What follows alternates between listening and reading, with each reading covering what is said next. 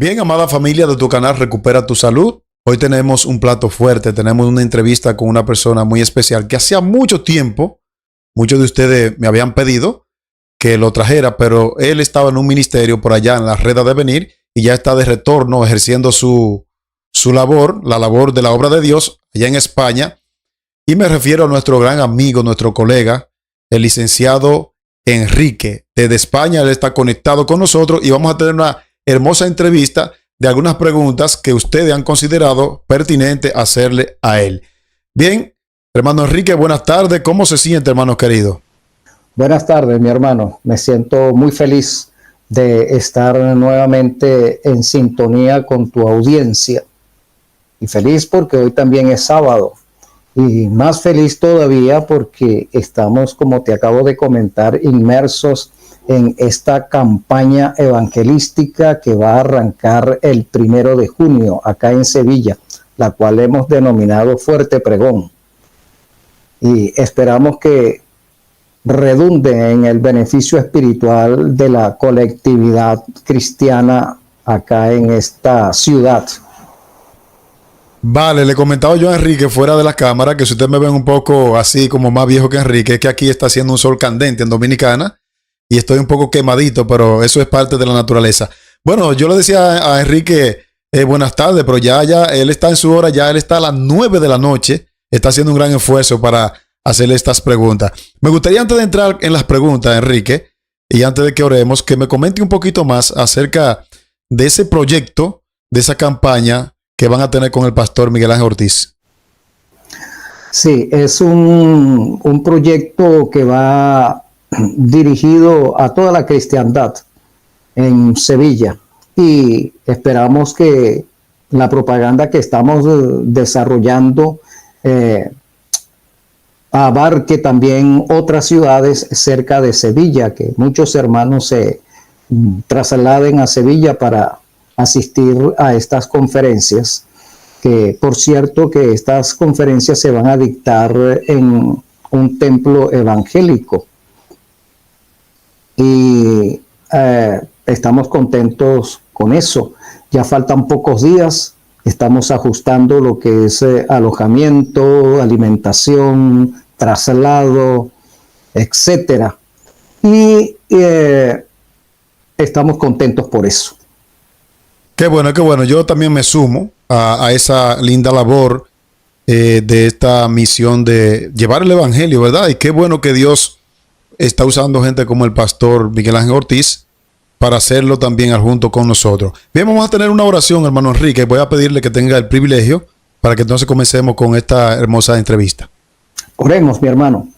Bendito Dios y Padre nuestro, Señor Jehová, gloria a ti eternamente. Gracias por la oportunidad que tenemos de estrechar lazos afectivos con nuestros hermanos espirituales a través de este medio. Gracias también porque hoy sábado vamos a estrechar nuestros lazos de afecto con nuestro gran Dios, contigo, Señor, Padre, Verbo y Espíritu Santo. Gloria a ti por siempre, Señor Jehová. Bueno, Señor, te rogamos, Espíritu Santo, que tomes el control de nuestras mentes, de nuestras bocas, para que nuestras palabras sean atinadas y llenas de sabiduría. Conducidos por ti, estamos seguros que lograremos el objetivo. Glorifícate sobre nosotros. Glorifícate, Señor Jesús, también en esta hora y en tu nombre. Agradecemos estas bendiciones. Amén. Bien, he escogido al licenciado Enrique para esta entrevista porque creo que es la persona pertinente, ya que vamos a tocar algunas preguntas que ustedes han pedido que se aclaren. ¿Y por qué lo he escogido a él? Bueno, modestia aparte, Enrique es licenciado en teología y los puntos que vamos a tratar tienen que ver con un marco teológico y también escatológico, y por eso lo he escogido a él. De modo que creo en lo particular que es la persona ideal. Además, Enrique tiene una vasta experiencia, no solamente por los años vividos, ha estado en ministerio. Bueno, recientemente estuvo en Red de Venir, no todo el mundo que está allí, ¿verdad? Y tuvo esa linda experiencia. Bien, vamos con la primera pregunta, hermano Enrique. La primera pregunta es, como teólogo, ¿cree usted que habrá una generación que va a vencer el pecado? Porque hay muchas personas predicando que dicen que estaremos pecando hasta que Cristo venga. ¿Qué usted opina sobre eso? Bueno, esa es una herejía y se ha introducido dentro de cierto sector de la cristiandad. El Señor Jesús nos dice, sed santo como yo soy santo. Por supuesto, el concepto de santo en nuestra esfera humana es muy diferente al concepto de santidad de la deidad. Pero precisamente por eso es que existe la doctrina de la justificación por la fe. Y aunque no vamos a detenernos en esa doctrina, ¿verdad? Vamos a ser más claros con respecto a esa santidad en nuestra esfera. Santidad significa apartarse del mundo, apartarse de los cultos del mundo, de las tradiciones del mundo, de sus modas, para dedicarse, para consagrarse a Cristo, para ser instrumentos del Espíritu Santo. Eso es lo que significa santidad. Y el Señor nos llama santos. Vosotros sois mis santos. O sea, vosotros sois las personas que habéis renunciado al mundo para dedicarse a mí. En ese sentido, somos santos. También podemos extender ese concepto en el hecho que la santidad es un proceso que dura toda nuestra vida. Desde que entregamos nuestra vida a Cristo, comienza el proceso de la santificación. Y la santificación tiene que ver con eso, con la obediencia a la ley de los 10 mandamientos y una renuncia voluntaria, un sacrificio voluntario para divorciarnos de Babilonia, de los cultos de Babilonia que se han introducido dentro de la cristiandad. Entonces, nosotros, el Señor Jesús, mejor dicho, ve la motivación que hay en nosotros de renunciar al mundo. La lucha, como dice San Pablo, del hombre carnal, del hombre espiritual batallando contra el hombre carnal.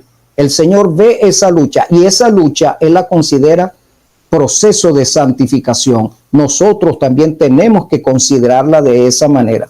De tal manera que si nosotros tenemos un pie con Cristo y un pie con Belial, pues eso se llama sincretismo. No estamos trabajando en nuestra santificación y de hecho estamos perdidos. Estando en la iglesia, estando efectuando servicios en la iglesia, desarrollando alguna actividad o responsabilidad dentro de la iglesia, eso no nos garantiza que realmente estemos trabajando en nuestra santificación, sino que lo que estamos es en un sincretismo religioso y eso no nos va a llevar a la patria celestial.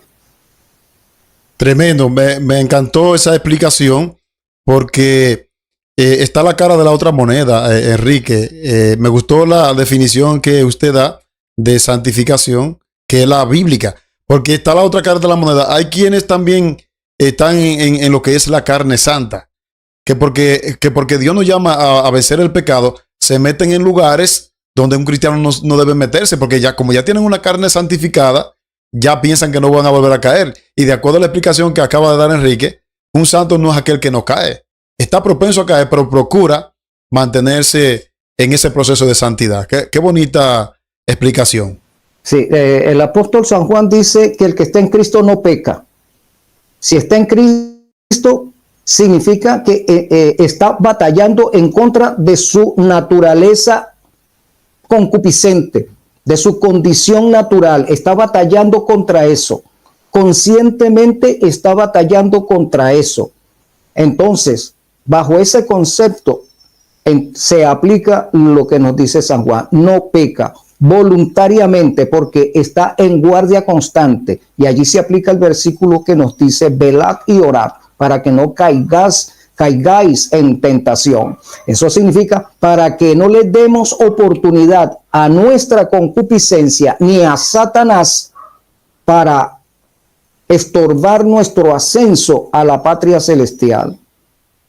Correcto. Bueno, ya. ese sentido, hermano Okay, Santi, déjame sí. ampliar un poquito aquí. Si yo Adelante. estoy efectuando alguna responsabilidad para el Señor, entre comillas, en la iglesia, y al terminar mi responsabilidad en la iglesia, salgo corriendo para estar inmerso en un festival folclórico del lugar donde yo vivo, déjame decirte que estás perdido. Tú no estás trabajando en tu santificación. Tu mente y tu cuerpo tu cuerpo puede estar en la iglesia, pero tu mente está en Babilonia. Y Jesús nos dice, salid de Babilonia, pueblo mío. Correcto. Eso es, Enrique, como alguien dijo, es salir a buscar una tentación para vencerla. Exacto.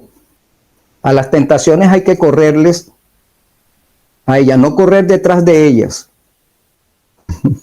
Vale, bueno, he visto últimamente en las redes sociales un alboroto después que surgió el nuevo Papa, León XIV. Y la segunda pregunta va en torno a eso. ¿Cómo ve usted, Enrique, el panorama del nuevo Papa León XIV?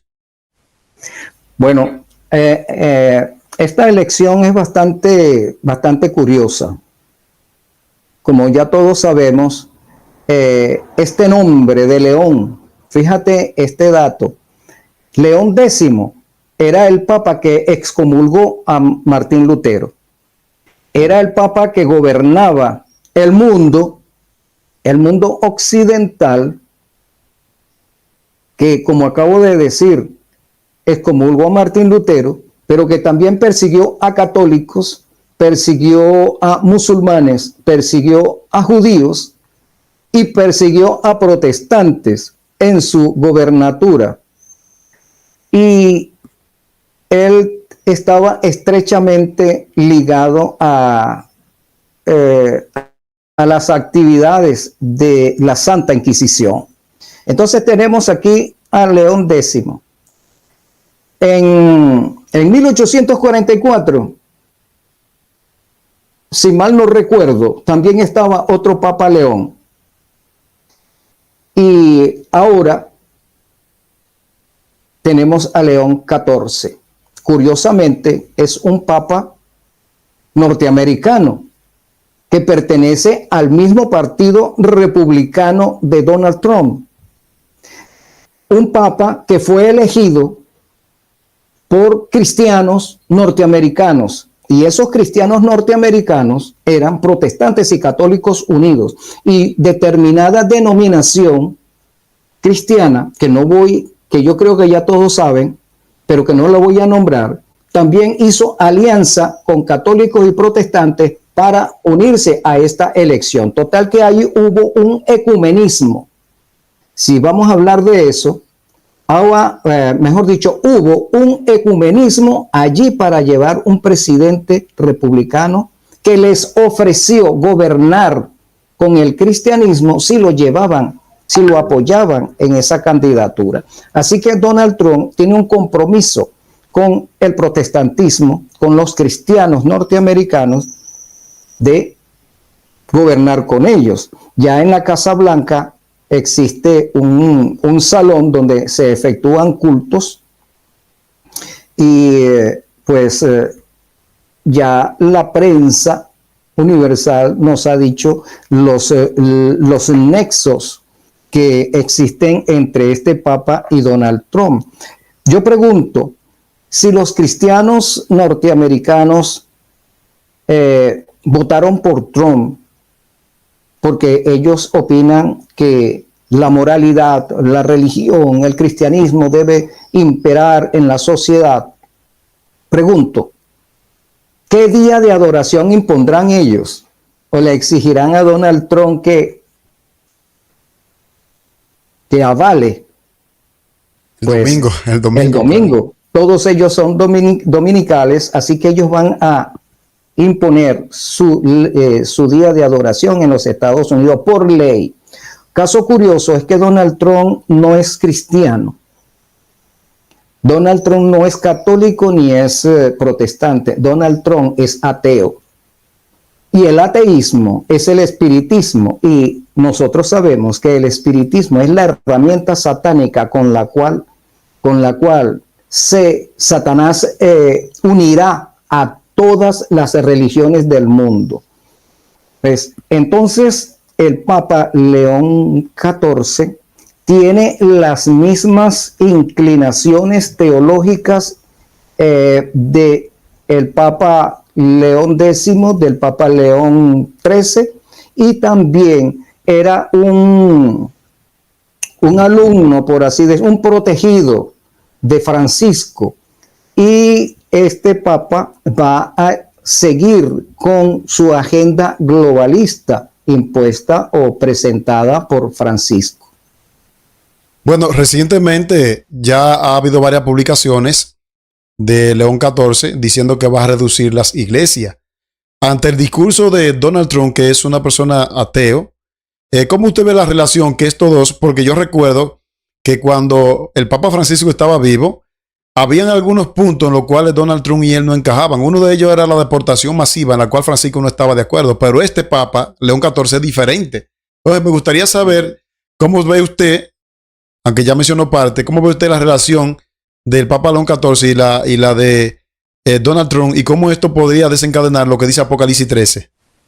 Sí, el hecho de que los dos sean norteamericanos y que pertenezcan al mismo partido, tienen los mismos intereses, pero el decreto dominical no va a surgir porque sea Donald Trump por su propia voluntad que la firme, no, sino la presión que va a ejercer sobre la cristiandad norteamericana va a conducir a ese decreto dominical. Cuando ese decreto dominical se apruebe, ¿verdad?, en Estados Unidos, el falso profeta, como dice las escrituras, y se le permitió infundir aliento a la imagen. ¿Quién es el que está infundiendo aliento? El dragón está infundiendo aliento, está haciendo las veces del Espíritu Santo. Él está infundiendo aliento en este momento a la imagen. ¿Cuál es la imagen? El protestantismo apóstata. El cristianismo apóstata de los Estados Unidos es la imagen, y él está dando poder, está infundiendo aliento para que nazca, para que se desarrolle. Cuando eso esté totalmente desarrollado, y la plenitud de ese desarrollo es que aquí está la firma para instituir esa ley dominical, el falso profeta entonces con una bandeja de plata le ofrece esa ofrenda a la bestia. Aquí está lo que yo te doy, porque tú y yo somos dominicales somos dominicales los dos. Así que yo te lo pongo en la bandeja de plata. Y ahora sigue el texto que dice, y se le permitió infundir aliento a la imagen de la bestia, ¿verdad? Y el falso profeta le va a dar todo su poder a la bestia. ¿Cómo le va a dar todo su poder? Ofrendándole el falso día de reposo. Aquí está, ahora tú gobierna. Pero no es que Estados Unidos va a salir de la esfera política, que solamente va a gobernar ahora el papado. No, sino que van a trabajar juntos. Ellos están unidos ya desde el derrumbe del muro de Berlín, están juntos desde el asunto de la Unión Soviética, el desmembramiento soviético. Ellos han estado trabajando juntos, ¿verdad?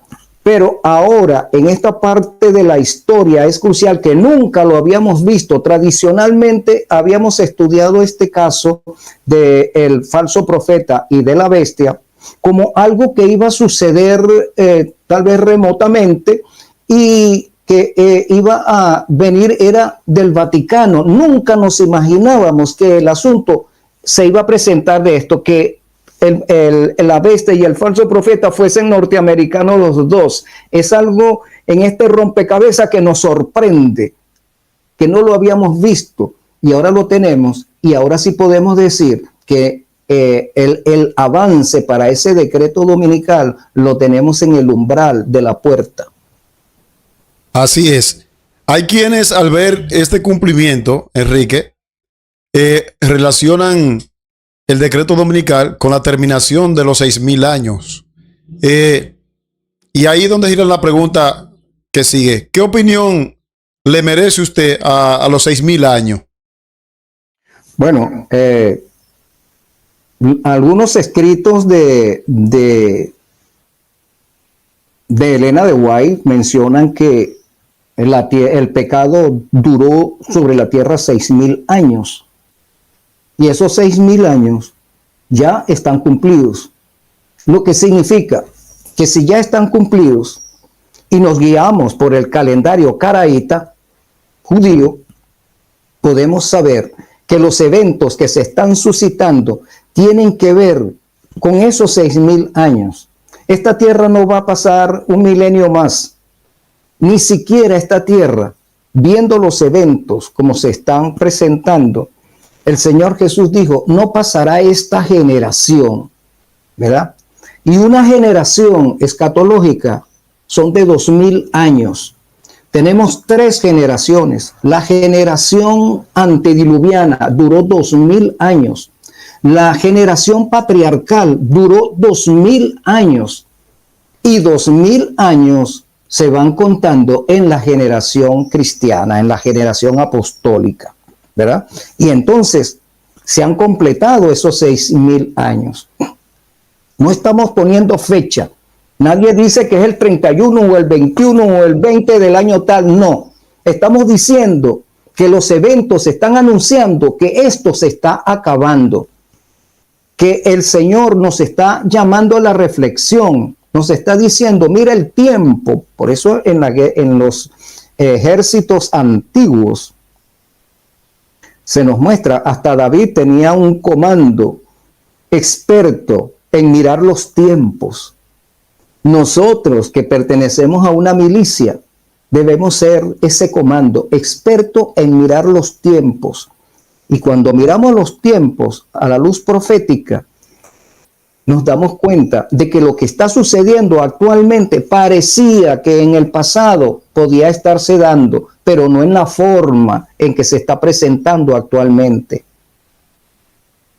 Y entonces tenemos que estar pendientes de eso. Es lamentable que en los púlpitos cristianos, voy a referirme en ese aspecto para no tomar nombre denominacional específico, no se está predicando eso.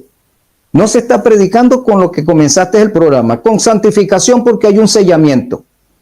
Que si hay un sellamiento que al completarse tiene que venir tiene que venir la lluvia tardía, porque la lluvia tardía es necesaria para dar el fuerte pregón. Y el fuerte pregón traerá a los de la 11ª hora y se terminará el tiempo de gracia total. ¿Dónde están esos púlpitos que se esté predicando eso actualmente? Estamos teniendo solamente predicaciones humanistas en los púlpitos, no predicaciones escatológicas, no predicaciones que inspiren al creyente a santificarse, a preocuparse por su salvación. Y la salvación tiene que ver con la santificación. Si no estás santificado, no vas a dar fuerte pregón. ¿Por qué? Porque no vas a recibir la lluvia tardía. Eso es una cosa, te lleva a la otra. Eso es una cadena bien eslabonada. Tú puedes estar militando en una congregación y ser como Marta, estar preocupada por todo lo que sucede en la congregación, pero tú no estás a los pies de Jesús.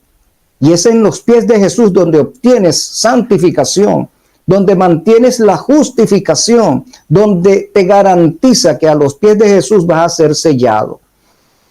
Si no estamos predicando eso, si estamos pensando que este mundo va a durar mucho tiempo más y que las cosas que están sucediendo son pasajeras, que no tienen nada que ver con la escatología del fin del tiempo, porque hay escatologías muy especialistas en otros aspectos, pero en esta escatología bíblica, ¿verdad?, apocalíptica, nosotros tenemos que saber que estamos en el tiempo del fin, ya no hay más tiempo. Martín Lutero decía 300 años.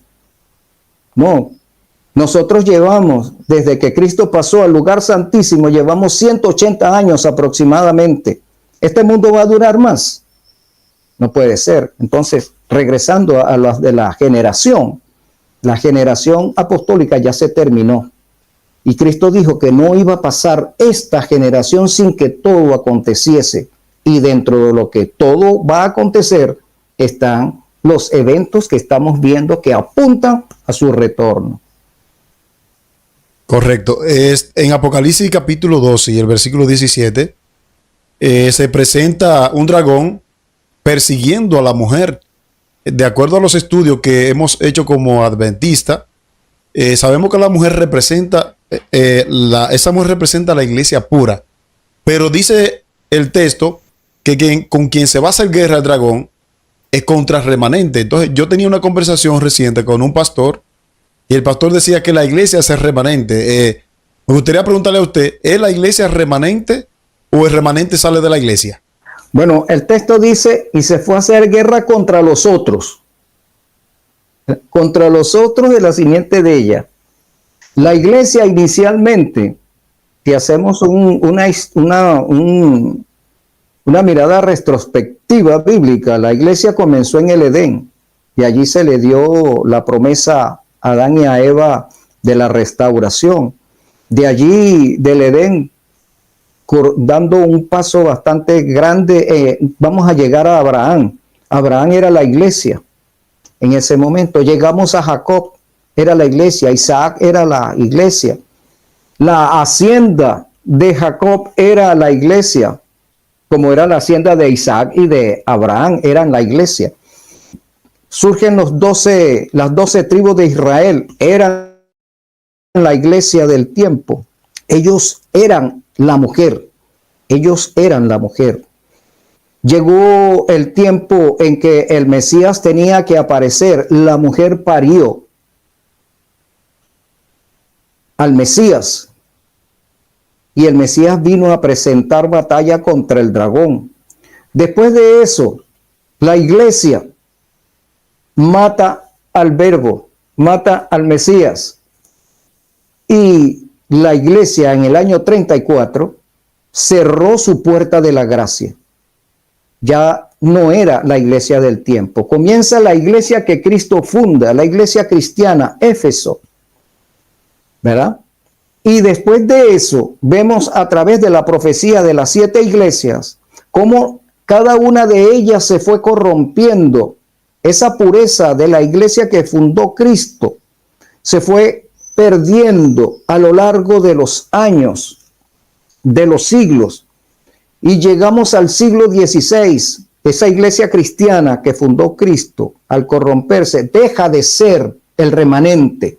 Deja de ser remanente, porque en las 7 iglesias, después de Éfeso, viene la otra iglesia que surge del remanente, de lo fiel que queda de Éfeso, y así sucesivamente. Llegamos a Filadelfia, amor fraternal, allí está el remanente. La Odisea tiene que regresar a Filadelfia para poder considerarse remanente. Pero estamos en la Odisea. Elena de White dice que el consejo para la Odisea, el juicio para la Odisea se aplica al adventismo en su forma total. Entonces, llegamos al siglo XVII para seguir con el aspecto histórico. Surgen los protestantes. Los protestantes era el remanente.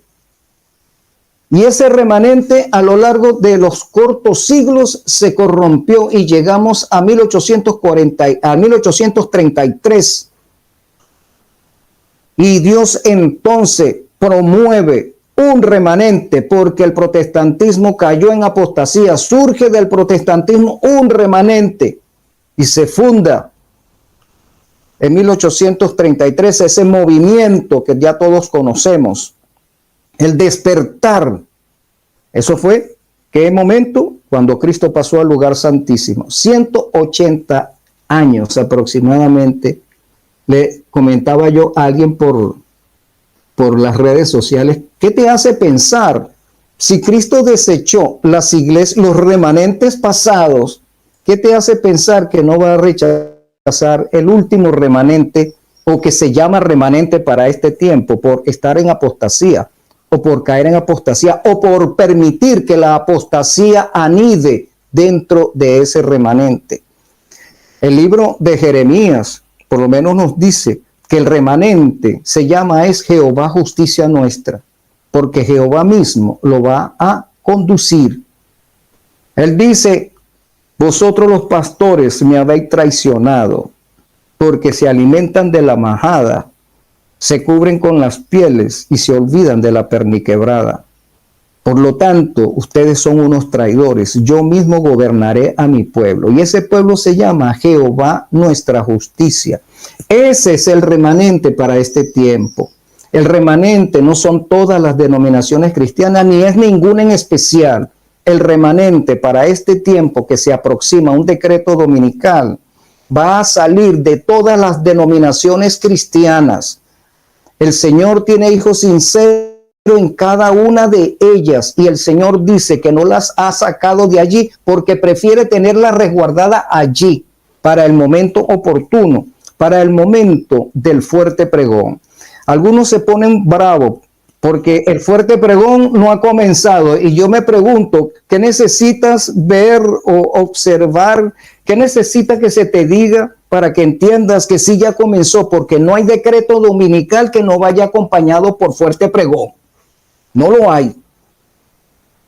Y tampoco hay decreto dominical sin que no se complete un proceso de sellamiento en aquellos que se llaman remanente. Porque los que completen su proceso de sellamiento sobre ellos es que va a descender la lluvia tardía y ellos van a ser capacitados para dar el fuerte pregón. Entonces, en ese fuerte pregón, entonces vamos a encontrar que los que dan el fuerte pregón son un remanente, no es una denominación, no es una organización, es un pueblo que está disperso, que estamos en forma particulares. Vamos a dar el fuerte pregón, y ese fuerte pregón con este remanente que está surgiendo, que ha quedado después del zarandeo en el cual estamos inmersos, ¿verdad?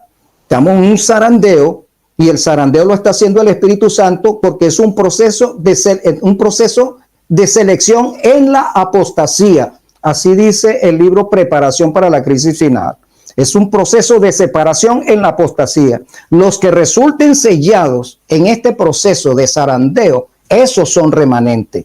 Esos son remanentes. Y ese remanente, habiendo recibido la lluvia tardía, va a dar el fuerte pregón para llamar a los otros hijos sinceros que Dios tiene en las denominaciones cristianas, para que salgan de sus denominaciones cristianas, no para que se unan a una congregación denominacional, no.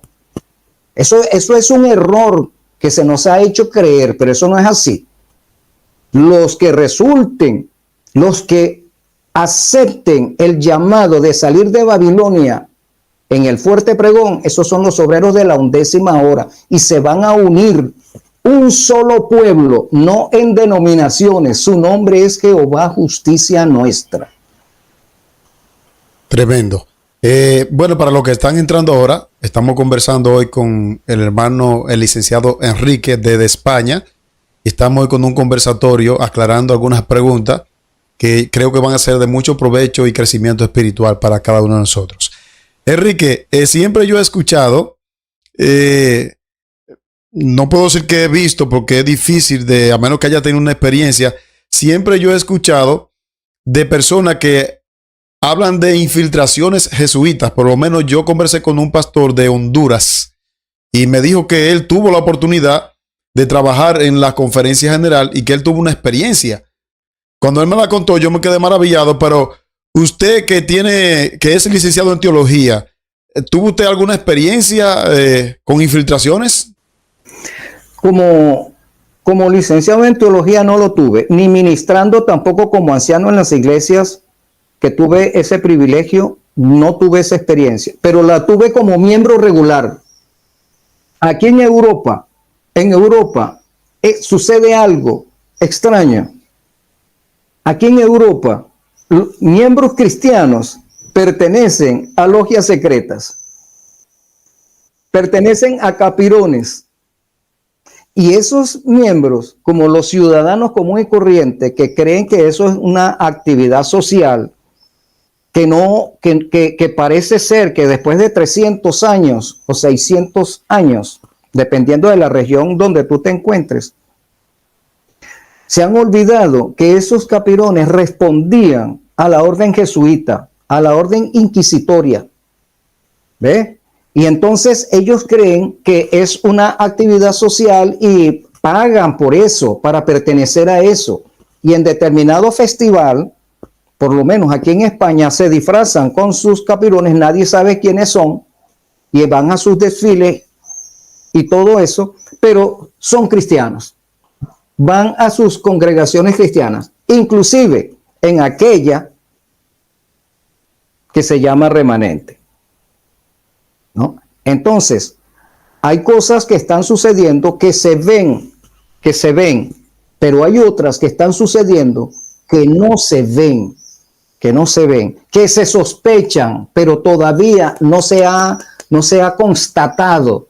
¿Y por qué no se ha constatado? Justamente porque es secreto. Estas son logias secretas. De manera que cuando el apóstol San Pablo nos habla que Cristo no va a venir si antes no se presenta la apostasía, algunos piensan que la apostasía es lo que está haciendo el papado, o la apostasía es lo que está sucediendo con el movimiento protestante, y no se da cuenta que la apostasía está dentro de nosotros. La apostasía no es solamente porque haya algún doctor jesuita que esté dando clases en seminarios teológicos, ¿no? Pero tú puedes mencionar como jesuita, aunque tal vez no forme parte de una logia de estas, es jesuita cuando tú presentas una prédica o un tema en una congregación, por ejemplo, contra el papado, o que quieras desenmascarar al papado y te lo impidan. Esa persona que te lo ha impedido tiene una inclinación afectiva hacia el papado y por eso te lo impide. Entonces, es un jesuita. Vale. Yo he escuchado muchos predicadores, Enrique, hablando de la parábola de Mateo capítulo 25, donde se establece allí la parábola de las 10 vírgenes. Y le he preguntado a mucha gente, yo mismo no he llegado a una conclusión, lo confieso públicamente, no he llegado a una conclusión contundente. ¿A quién es que da el aviso? Ahí viene el esposo, salid a recibirle. Me gustaría que usted le aclare a la hermandad, porque me han hecho esa pregunta y no he podido darle una respuesta contundente. ¿Quién es que da finalmente? Porque si todas se duermen, ¿quién da el aviso? Sí, es interesante. También he analizado y estudiado ese caso. ¿Quién da el aviso? Pero nosotros podemos observar a través de toda la historia que cada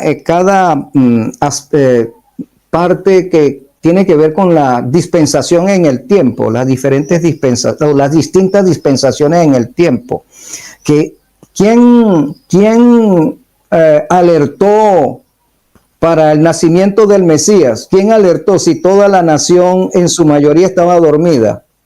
¿Quién alertó? Los ángeles. Entonces nosotros podemos tener a Ana y podemos tener a Simeón, ¿verdad? A los astrónomos que venían del oriente. ¿Quién los alertó? La profecía. La profecía los alertó. ¿Quién es el agente de la profecía?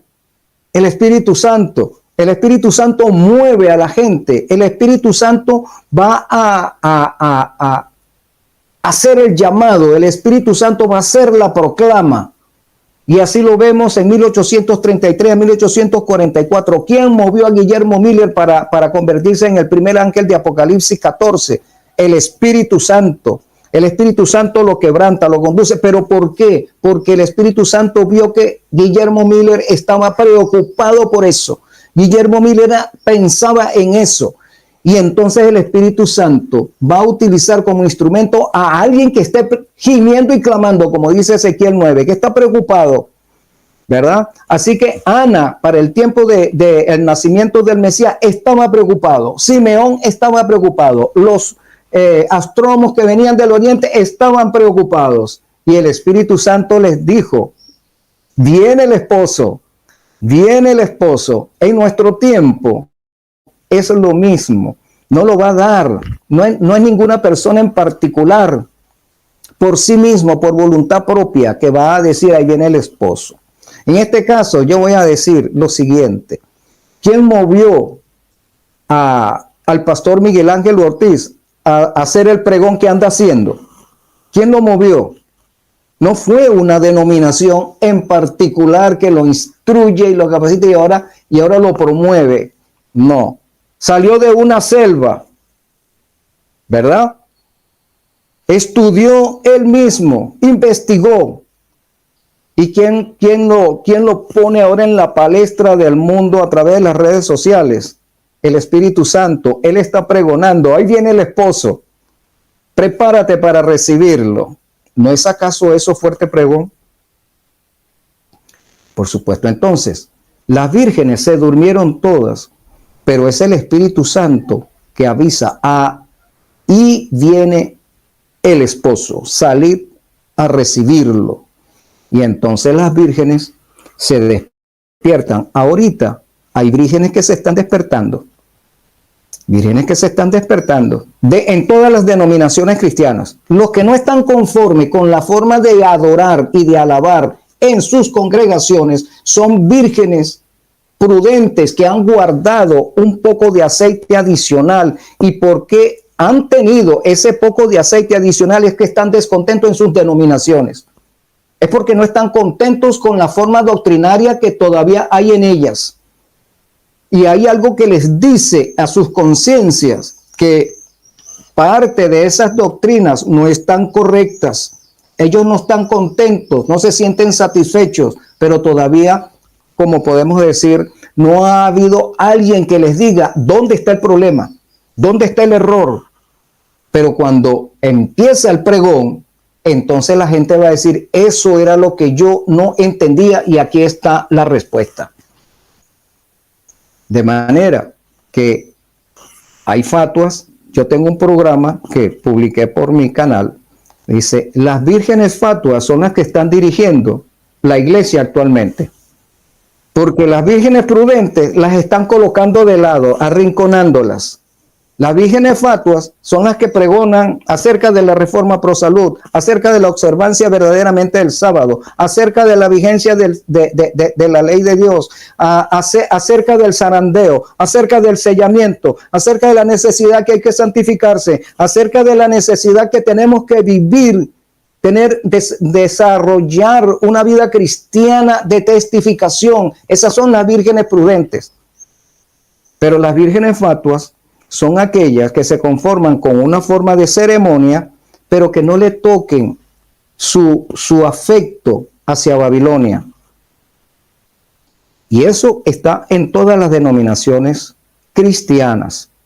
Y eso está sucediendo y es lo que les está pasando a las vírgenes fatuas que están siendo relegadas, se les está quitando toda oportunidad de prédica desde los púlpitos y toda forma de influencia hacia sus hermanos. Ellos están sufriendo eso. Vale, hay un debate, Enrique, concerniente dentro de los mismos predicadores adventistas, concerniente a la falsificación que Satanás va a hacer de la aparición de Cristo. Hay unos que dicen que eso será después del cierre de gracia y otros dicen que será antes. Lo que adoptan que será antes dicen que es para engañar y que si ya no hay remedio, porque cuando se cierra la gracia no hay remedio para nadie, ¿a qué va a engañar Satanás? ¿Será que la gracia se cierra para todo al mismo tiempo o se cierra para un grupo antes que para otro y por eso Satanás va a hacer su aparición? Si nosotros leemos los 4 capítulos que tiene el libro Maranata al respecto, donde nos dice que Satanás va a aparecer en esta tierra y el mundo se va a inclinar a él. Él va a gestuar como Jesús, a hablar como Jesús, a mirar como Jesús, a hacer milagros como Jesús, a caminar como Jesús, a bendecir como lo hacía Jesús, porque la imitación será perfecta, de tal manera que va a engañar a muchos, inclusive, es lo que significa ahí, inclusive a aquellos que dicen que están esperando a Jesús, ¿verdad? Entonces, Satanás se va a aparecer, pero no se va a aparecer después del cierre de la gracia. ¿Cuál es el objetivo? Primero, volvemos nuevamente al zarandeo y al sellamiento. Es cierto que Dios levantó un pueblo entre 1833 a 1843, levantó un pueblo. Y ese pueblo se organizó entre 1860 y 1863. Se organiza como una institución. Ese pueblo lleva 180 años aproximadamente, repito. Pero Elena de White dice que no todos se van a salvar de ese pueblo. Que muchos de ese pueblo van a apostatar de la fe y se van a convertir en acérrimos enemigos de las vírgenes prudentes. ¿Verdad? Eso lo dice ella. Entonces, teniendo en cuenta eso, tenemos que saber que solamente las vírgenes prudentes de ese remanente son los que van a dar el fuerte pregón. Pero, eso está sujeto a un proceso de sellamiento. El que no resulte sellado en este proceso de zarandeo va a quedar automáticamente marcado, porque no hay otra insignia, es sellado o marcado. Si no queda sellado aquí, automáticamente usted está marcado, aunque se siga llamando de tal denominación, aunque siga observando las ceremonias y tal, y siga pagando diezmo y todo lo demás, usted está marcado. La puerta de la gracia se ha cerrado para usted. Elena de White lo dice muy claro, cada día muchos cierran su puerta de la gracia y siguen viviendo, teniendo en cuenta que la puerta de la gracia se cierra de tres maneras. Una, cuando mueres. Dos, cuando reniegas al toque del Espíritu Santo. Tres, cuando Cristo dice consumado es. Tres formas o tres eventos que marcan el cierre de la puerta de la gracia. Para que nosotros podamos dar el fuerte pregón, necesitamos recibir la lluvia tardía. Para recibir la lluvia tardía se necesita ser sellado. Se necesita ser sellado. Y cuando se culmine el proceso de sellamiento, cuando el pueblo de Dios quede separado, los que resulten sellados darán el fuerte pregón porque reciben la lluvia tardía. Los que no resulten sellados, su puerta de la gracia quedó cerrada allí. Y entonces se confirma aquí que la institución tal está en el momento de su cierre de puerta de la gracia. ¿Por qué? Porque de ese pueblo van a salir un remanente que va a dar el fuerte pregón. Ahora, ese fuerte pregón que van a dar estos que resulten sellados, ya ellos están sellados, pero ahora ellos van a dar el fuerte pregón para llamar a los obreros de la 11ª hora, a los que militan en las iglesias cristianas, a que salgan de allí. Cuando ellos salen de allí, porque han aceptado el mensaje del cuarto ángel, salid de ellos, pueblo mío, ellos se unen ahora y forman un solo pueblo, ¿verdad? Ahora, después que ellos que vienen de las iglesias cristianas y se unen a este pueblo, no a una denominación, sino a un pueblo que está dando fuerte pregón, se cierra definitivamente la puerta de la gracia. Ahora sí se cerró la puerta de la gracia definitivamente, porque ya los de la 11ª hora fueron llamados, pero la puerta de la gracia se había cerrado previamente para aquellos que se llamaban remanente, porque se necesita completar el proceso de sellamiento para dar el fuerte pregón. Correcto. Eso no se predica, eso no se quiere predicar, eso es tabú. No lo queremos aceptar.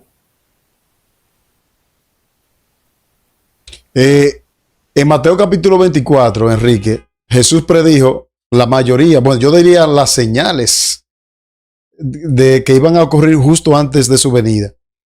Ya hemos visto guerras, rumores de guerra, terremotos, pestilencia, hambre. ¿En qué punto de Mateo 24 nos encontramos, Enrique? Bueno, No, tú sabes que el San Mateo es como Apocalipsis, es un quiasmo, ¿verdad?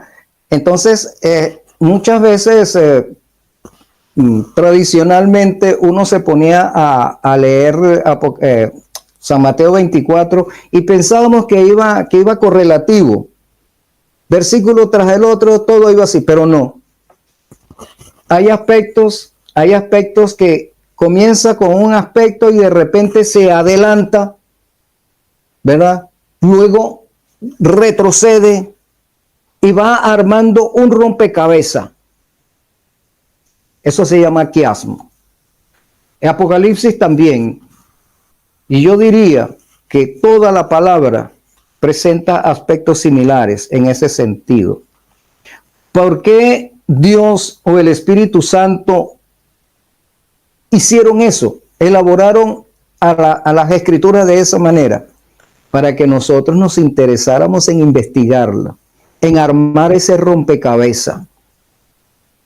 Entonces, ¿han habido guerras? Sí, pero la guerra que se está librando actualmente es una guerra totalmente diferente a las guerras que se hicieron en el pasado.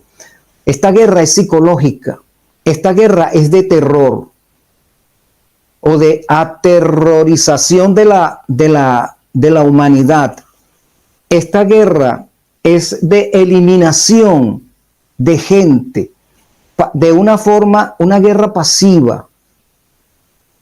Es una guerra totalmente diferente. Es una guerra que ya no es necesario usar cohetes ni balas.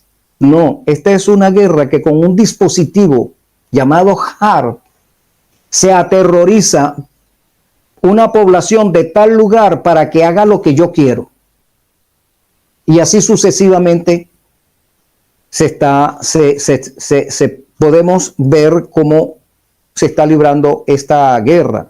La inteligencia artificial es una forma de guerra que está controlando la mente, está induciendo la mente de la gente hacia algo. De manera que tenemos que analizar cuando la Biblia dice, y habrá guerras y rumores de guerra. Los países, hay rumores. Surge un rumor que si Estados Unidos le quitó los aranceles a la otra y entonces la otra se molestó y ahora le va a declarar la guerra. Rumores, pero es que resulta que la Agenda 2030 y la gente de Davos son ellos mismos. Y ellos necesitan tener a la población en jaque para ellos hacer lo que ellos quieran y que la población del mundo no se dé cuenta. Bien, mis hermanos, hoy estamos conversando, para los que están entrando ahora, con el licenciado Enrique desde España. Y ya hay varias preguntas que él nos ha contestado. Hace un momento estábamos hablando de Mateo capítulo 24, donde él explicaba que los eventos no son secuenciales como nosotros lo leemos, así versículo por versículo.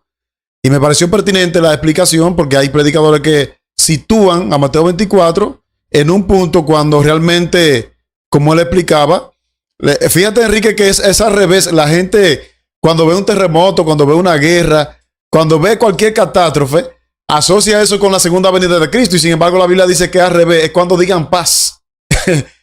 Que vendrá, cuando se cumpla entonces la predicación del Evangelio, es cuando Cristo va a venir. Sí, allá hay algo interesante. Por lo menos Mateo 24 comienza diciendo, mira que nadie os engañe. O sea, la primera...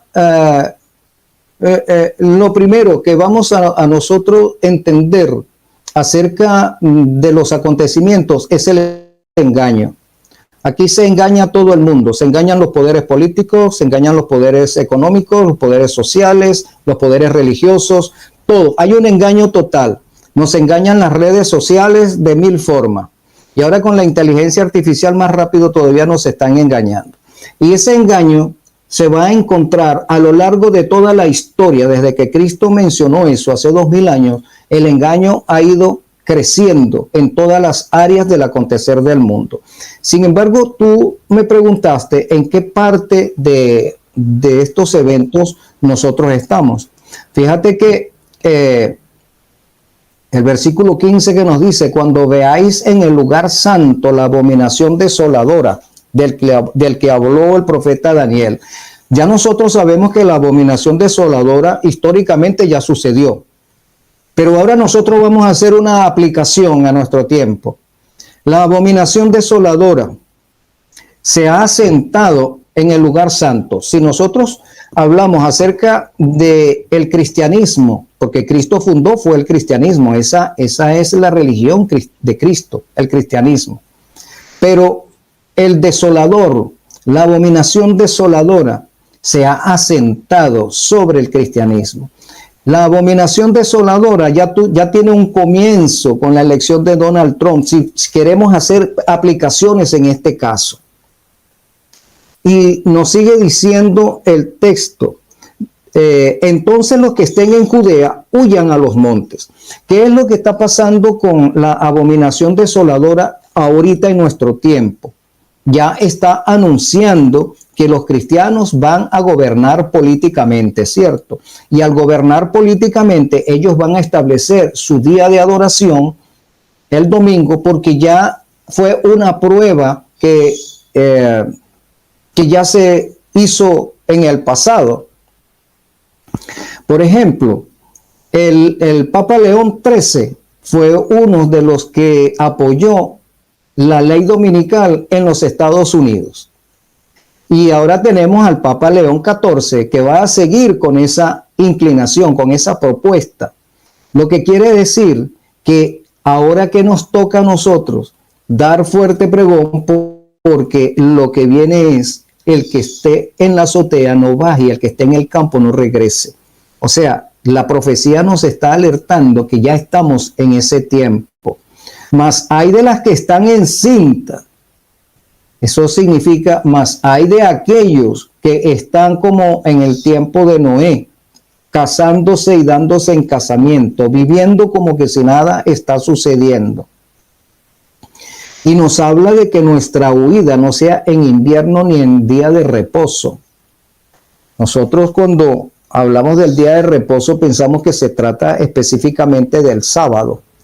El día de reposo significa cuando tú te sientas confortable, cuando tú te sientas que estás bien, que no tienes preocupación, que no hay nada que te angustie, que tú te sientes bien, ¿verdad? Estás en confort.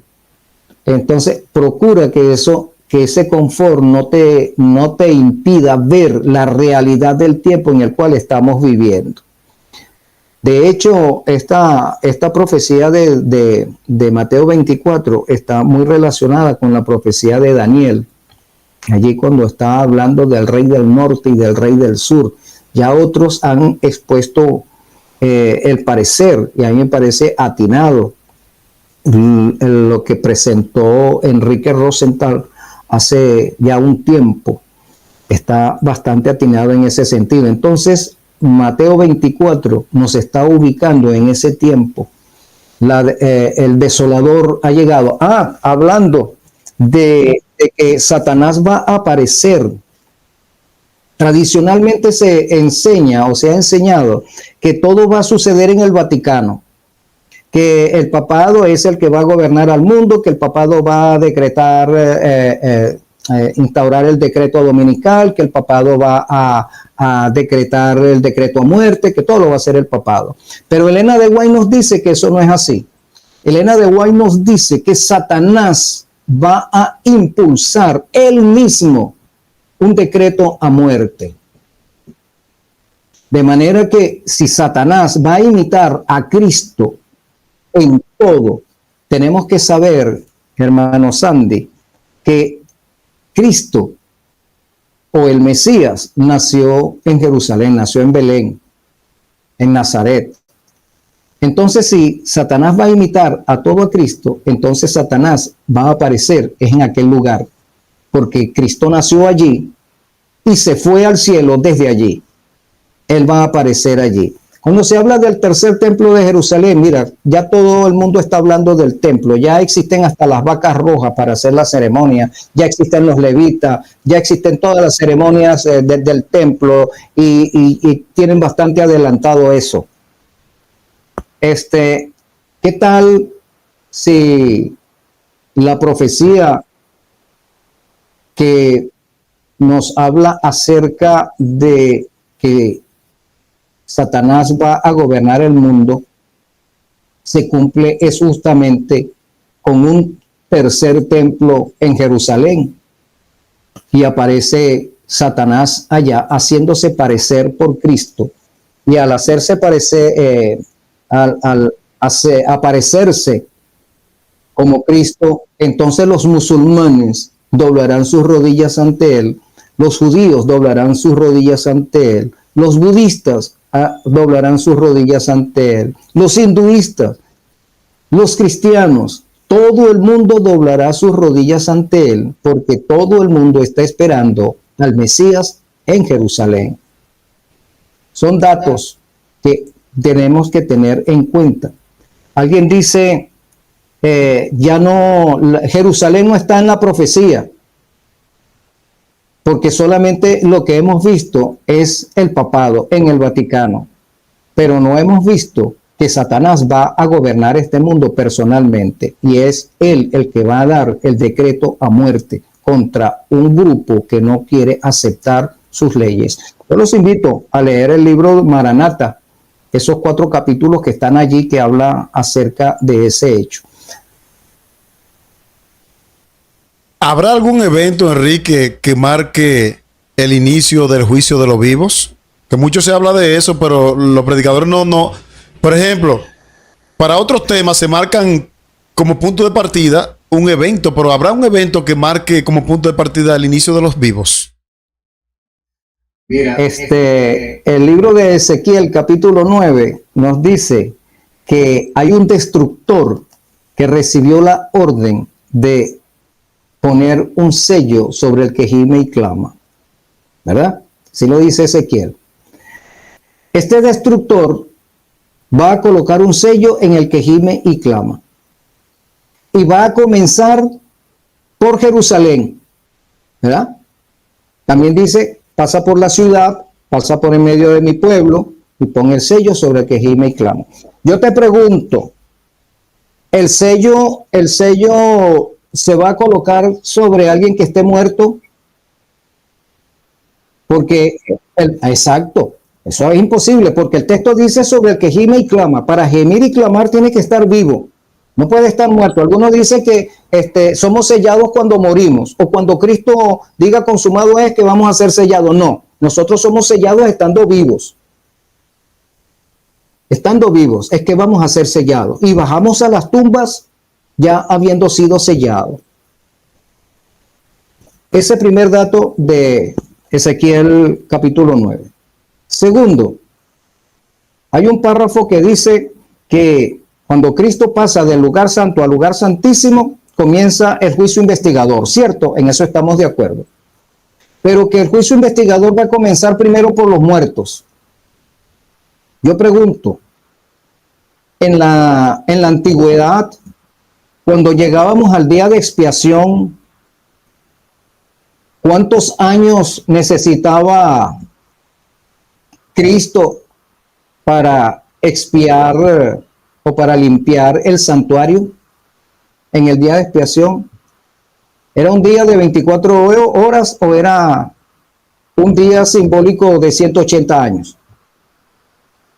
¿Por qué digo esto? Porque en el día de expiación nosotros entendemos que el día de expiación comenzó en el mismo momento que Cristo pasó al lugar santísimo. Comenzó el día de expiación, y expiación significa juicio. El juicio del pueblo, la Odisea. Entonces, ¿a quién se está enjuiciando? ¿A un pueblo muerto o a un pueblo vivo? Porque la Odisea está viva. Los laodicenses están vivos. Los laodicenses comenzaron desde 1844, comenzó la Odisea. Y la Odisea significa juicio del pueblo. Quiere decir que ese pueblo se está enjuiciando vivo. Ahora, también dice que se está expiando los pecados cometidos desde Adán, ¿verdad? Los muertos desde Adán hasta 1844. Ahora resulta que el santuario celestial, el lugar santo, estaba contaminado durante todos estos años. Hasta 1844 el santuario celestial estaba contaminado. Todos los pecados perdonados sinceramente todavía estaban en el lugar santo, contaminando el santuario. Cuando Cristo pasó al lugar santísimo, se hizo expiación de esos pecados perdonados. Allí estaban los pecados de Adán, de Eva, de Abel, de Noé, de Matusalén, de Pablo, de Pedro, de Jacob, de todos los hijos sinceros de Dios. Estaban sus pecados allí, contaminando el santuario. El día de expiación, ese día, el 22 de octubre, se perdonaron, se borraron esos pecados de los muertos. Y comenzó la dispensación para los 144,000, para nosotros. Y nosotros estamos siendo enjuiciados a partir del 22 de octubre. Eso significa que a partir del 22 de octubre, tú y yo estamos enjuiciados. Elena de White fue enjuiciada, José Bey, todos ellos, Iran Epson, todos fueron enjuiciados a partir de esa fecha y fueron enjuiciados estando vivos. No se esperó que se murieran para enjuiciarlos. No, ellos fueron enjuiciados vivos. Y tú y yo, y todos nosotros los que nos llamamos cristianos, estamos siendo enjuiciados vivos. Porque el juicio de los muertos, ya eso terminó en el primer día de la expiación. O sea, el 22 de octubre se limpió el santuario para comenzar la dispensación final, la nuestra. Ese santuario tenía que comenzar limpio para nosotros, no sucio. Por eso que se llama día de expiación, 22 de octubre, día de expiación. Se limpió el santuario, se borraron los pecados de los muertos. Comenzó el juicio para nosotros, el juicio de la Odisea. Y estamos siendo enjuiciados, es vivos. Eso causa estupor en algunos. Eso tiende a hacer que muchos se admiren, pero otros no quieren saber de eso porque pretenden que todavía tienen mucho tiempo para arrepentirse, para trabajar en su santificación, para X, que todavía falta mucho tiempo. Y no, mi hermano, hoy el santuario tiene que dormir hoy limpio. No puede quedar contaminado hoy, porque hoy es día de juicio. Pecado cometido, pecado confesado, pecado perdonado, pecado borrado. Eso es un proceso diario, porque estamos en expiación. Llevamos 180 años de expiación. No hay acumulación de pecados en el lugar santísimo. Eso era en el lugar santo, que había acumulación de pecados. Pero Cristo no está en el lugar santo, está en el santísimo. En el santísimo no hay acumulación de pecados. En el santísimo lo que hay es limpieza de pecados, borramiento de pecados.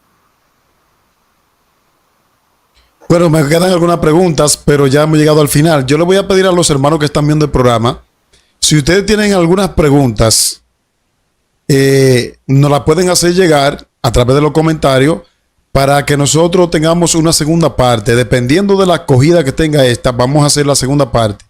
Porque ya yo sé que ya en España deben ser las 10 y algo y aquí ya son las 4:34 y se nos quedaron algunas preguntas.